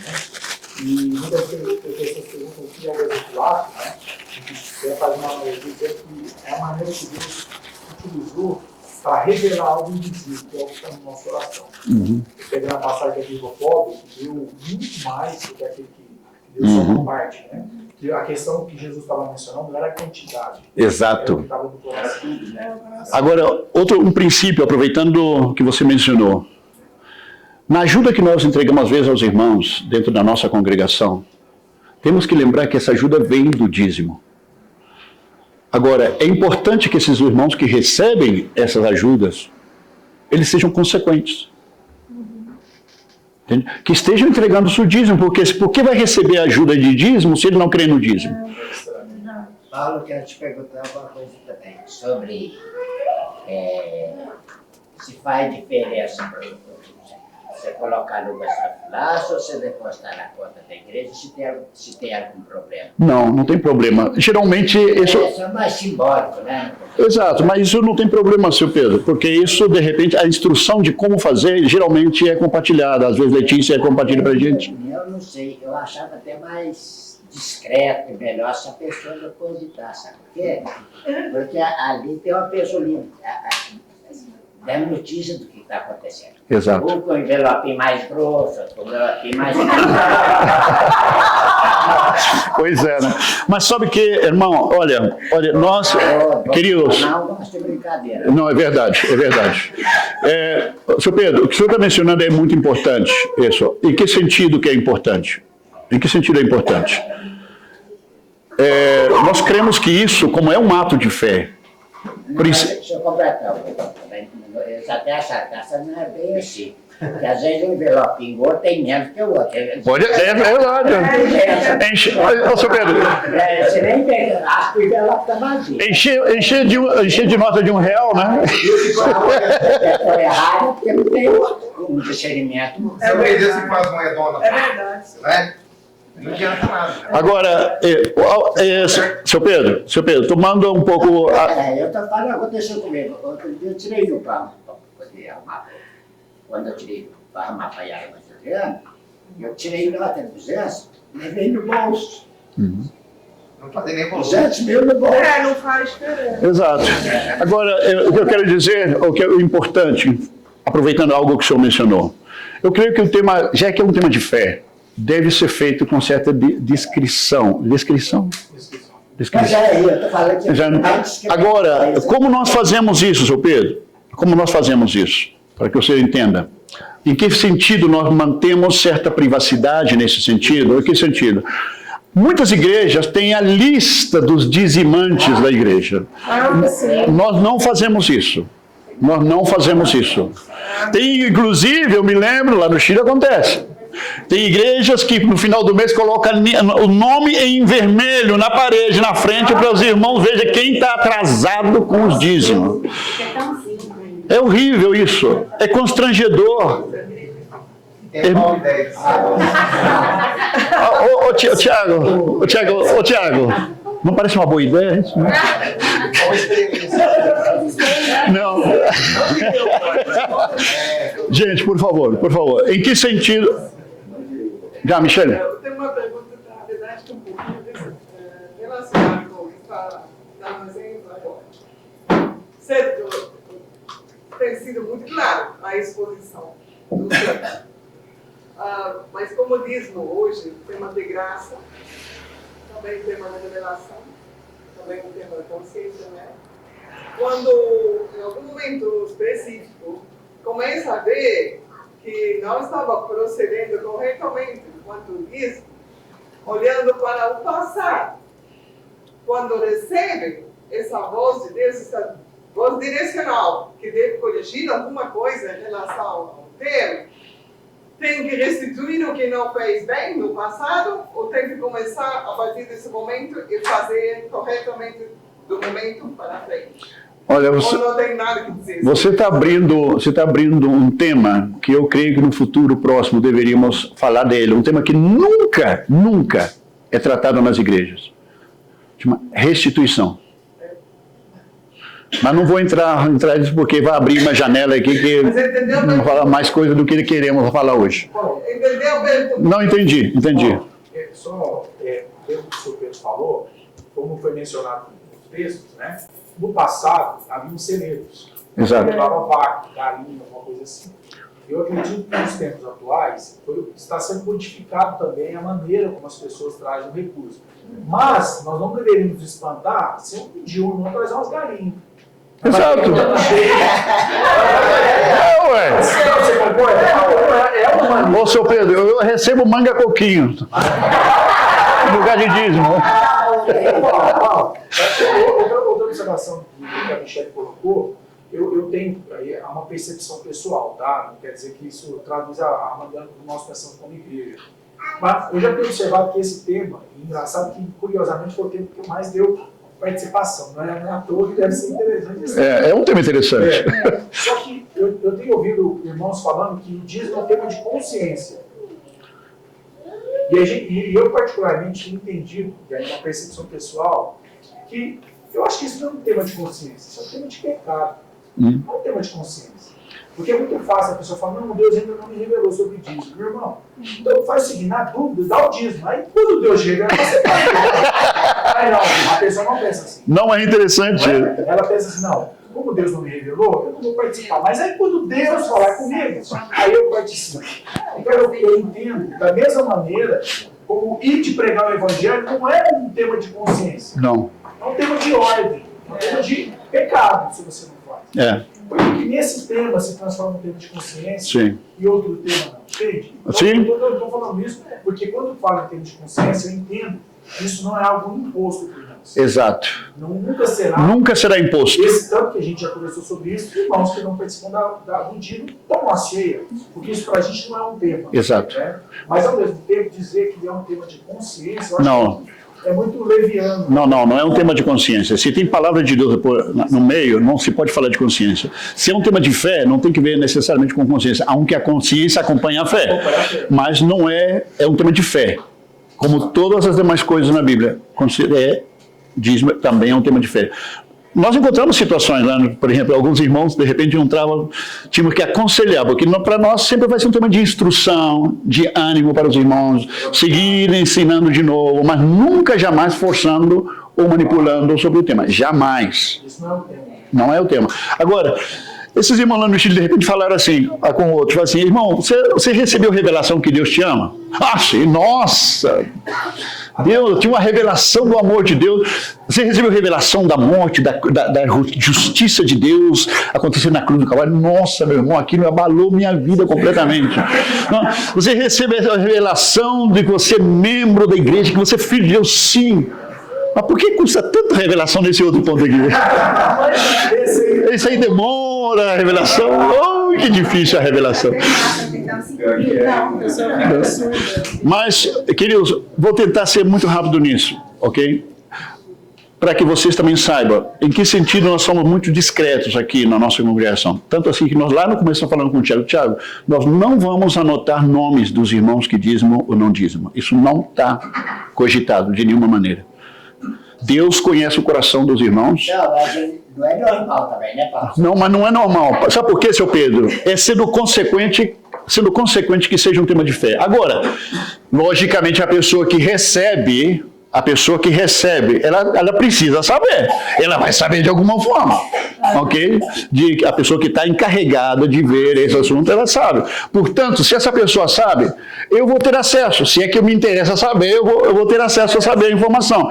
Mas essa informação não está para ser divulgada. Isso é o que queremos dizer, ok?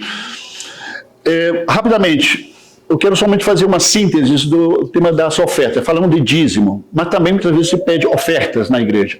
Ofertas, irmãos, presta muita atenção, as ofertas não têm o mesmo caráter do dízimo, ok? Ofertas obedecem a outro propósito.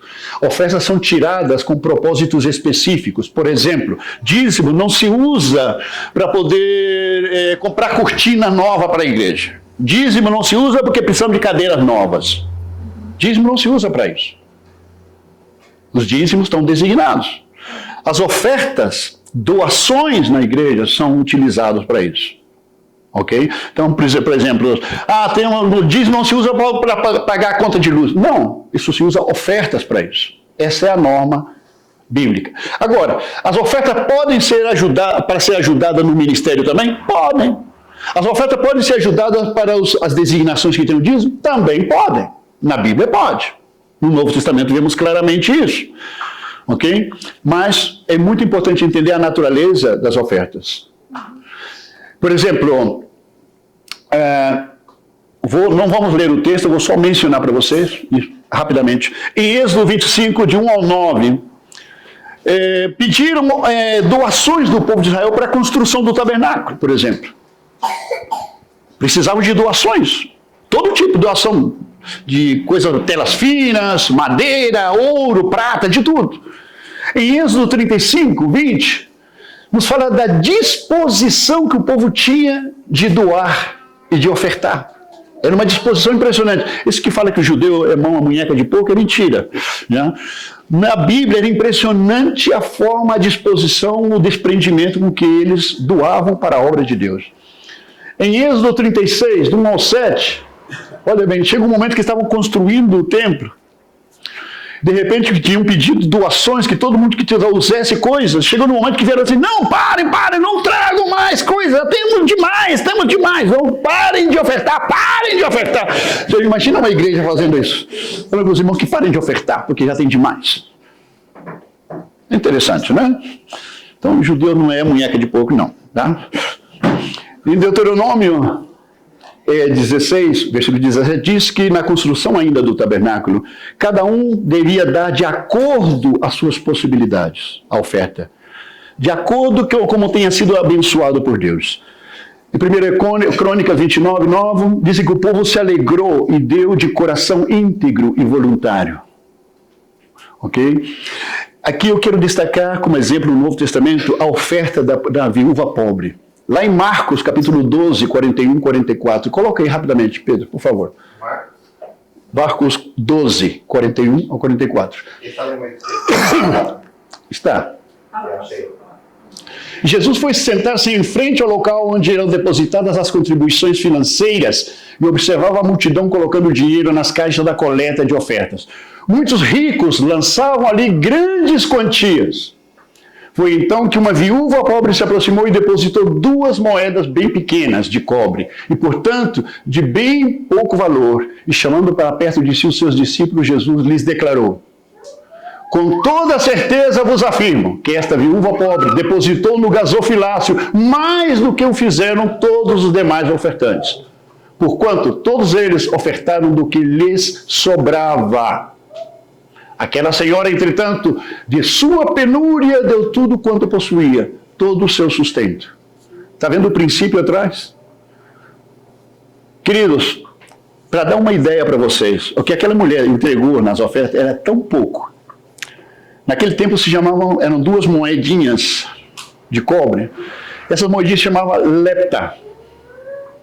Para dar uma ideia para vocês, o nome das moedas, do sistema financeiro da época de Cristo, a moeda, mais forte era chamado denário. O denário era comparativo a 1 dia de trabalho de uma pessoa, de um profissional. 1 dia de trabalho era um denário que ele recebia. Vamos supor que 1 dia de trabalho hoje aqui no Brasil, uma pessoa média, ou talvez de mais de escasso recurso, seria, vamos colocar R$100 por dia. Para colocar um número, R$100 por dia.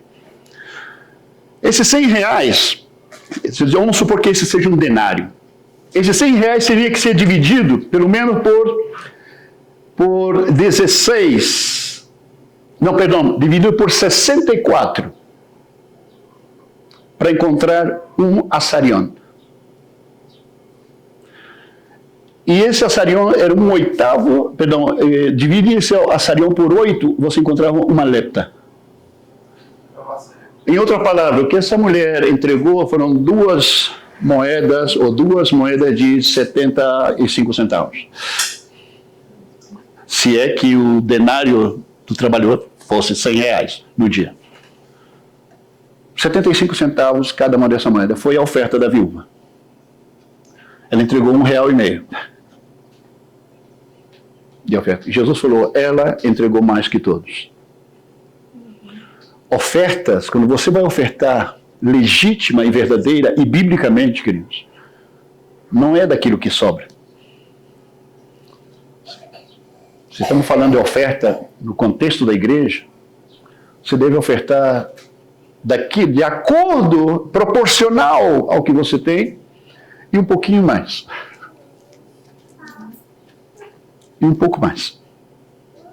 Então, assim, qual é a medida? Esta. Então, vou acrescentar um pouquinho mais. Essa é uma oferta. Você quer saber em termos bíblicos. Ok?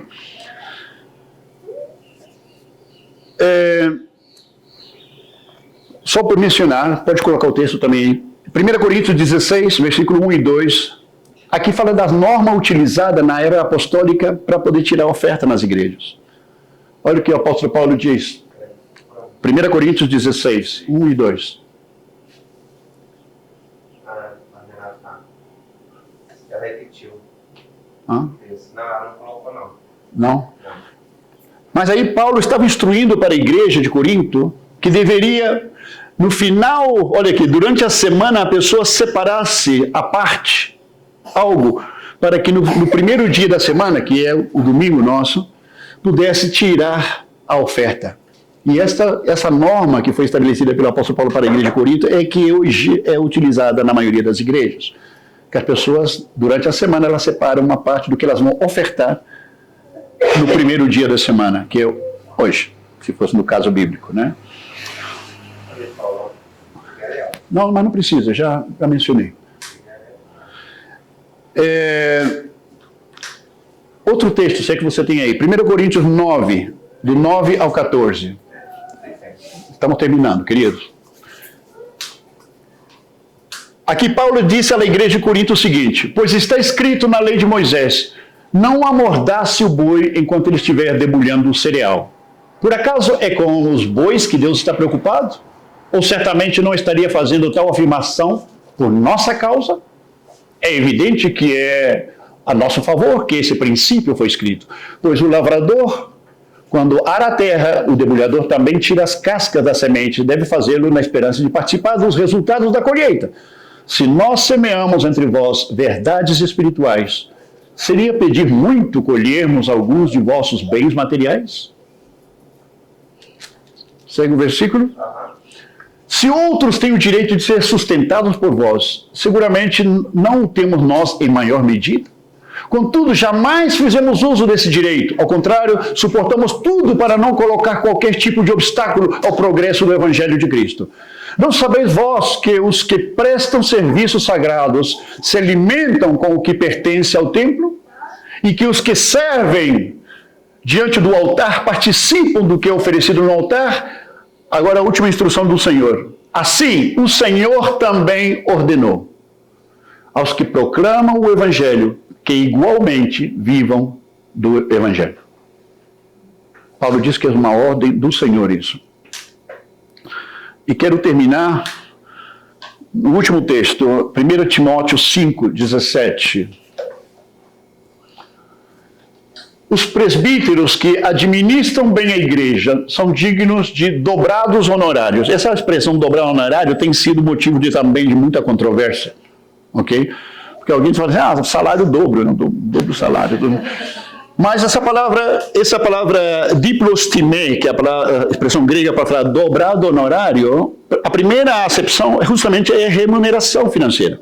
É a primeira acepção. Mas a segunda acepção é que sejam tomados em dobrada estima ou em dobrada honra aqueles que se dedicam, disse, na pregação, no ministério da pregação e do ensino. Porquanto, afirma a Escritura, não amordace a boca do boi quando estiver debulhando o cereal. E ainda, digno é o trabalhador do seu salário.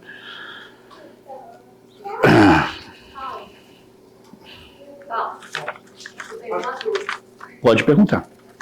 Queria que você falasse um pouco a respeito da Igreja de Atos, como que se dava esse processo do dízimo. Às vezes eu me confundo achando que aquela parte seria sobre o dízimo, como eles falam. Entregaram tudo? Repartiam tudo, mas isso tem a ver com dízimo ou com comunhão? Olha, aquilo ali foi, digamos, um mutirão, na verdade. E temos que entender que aquilo que aconteceu na Igreja de Atos não foi uma situação que se repetiu depois, nunca se repetiu. Portanto, existia uma razão social, histórica, política por que estava acontecendo aquilo. Temos que entender que a perseguição tinha sido profetizada sobre os cristãos. E aquela perseguição estava já no ponto de começar. E os discípulos, os apóstolos sabiam disso. Então o que acontecia? Em que consiste aquilo? Que naquele tempo, dizer eu creio em Cristo, lembre-se que os apóstolos e os discípulos de Cristo muitos deles foram assassinados pelo sistema religioso, apoiado pelo governo de Roma. Então, se converter a Cristo, dizer sou um discípulo de Cristo naquela época, era uma questão de vida ou morte. Era uma questão de vida ou morte. E hoje é em alguns países. E hoje é ainda em alguns países. E não, isso nunca mudou. Na verdade, isso nunca mudou. Em nenhuma parte. Sempre em um lugar do mundo está acontecendo alguma coisa parecida. Então, era muito comprometedor ser discípulo de Cristo. Logicamente que o que não esperava a sociedade, que a conversão dos discípulos de Cristo ia ser tão massiva, como por exemplo a pregação de Pedro, foram 3.000, depois 5.000 convertidos. Imagina, se fosse somente umas dúzias por aí, umas centenas de convertidos, pode ter certeza que a perseguição ia ser atroz. Era muito complicado juridicamente, religiosamente e politicamente, de repente, iniciar uma perseguição com 8.000, 10.000, 100.000, 50.000 pessoas, simplesmente porque agora se declararam cristãos. Era sumamente complicado isso. Portanto, mas a ameaça estava. É como as ameaças que existem hoje com a censura no Brasil. Então, muita gente está aí, mas na hora mesmo, ninguém sabe o que vai acontecer. Se vai acontecer, se não vai acontecer. Mas se muitos começam a reclamar disso, o sistema começa a se retrair. Porque sabe que estão querendo caçar, como se disse, colocar a mão no buraco de cobra. Então, estão buscando um problema. Então, existem muitas situações conflitivas socialmente na época. Então, o que acontece? As pessoas se convertiam, sabiam que eles poderiam perder a vida em qualquer momento. O que eles fizeram? Vamos viver todos em comunidade. Juntos, unidos venceremos, né? Se estamos todos juntos, agora se estamos todos separados, vamos perseguir a gente. Mas se vem que somos uma massa grande, não nos vamos perseguir. Então se juntaram, formaram comunidades. Se reuniam pelas casas, hoje vamos na casa de fulano, vamos na casa do José, agora vamos na casa do Manuel, e assim se reuniam o tempo todo, dizem todos os dias faziam isso. Então, com essa atitude, eles começaram a entregar seus bens. Porque eles diziam assim, amanhã eu morro, é melhor que o que eu estou entregando que seja entre meus irmãos, que sejam meus irmãos que se beneficiam do meu, e não o Estado tira de mim isso. Não as autoridades me tiram isso. Então, isso aconteceu num clima político, social, religioso muito complicado. É por essa razão que depois nunca se repetiu. Ainda que os climas políticos vieram, os climas religiosos vieram, mas não se repetiu nunca mais esse fenômeno. Ok? Paulo, e é fato que todas as vezes que há uma operação externa, as pessoas tendem a se unir mais. Né? Até numa casa, quando tem situações adversas, ela tende a se unir mais também. Exato. Esse princípio você vê na caça, né? Um leão, quando vai atacar uma manada, ele sempre ataca o leão que foge, então é o animal que sai do bando. Né? Exato. Mas ele nunca ataca o bando por medo que o bando possa reagir. E para concluir, muito bom esse ponto, Tiago, mas só para concluir na mesma linha, e com isso fecho o tema de hoje. Isso é uma boa aplicação para a nossa realidade como igreja, como congregação.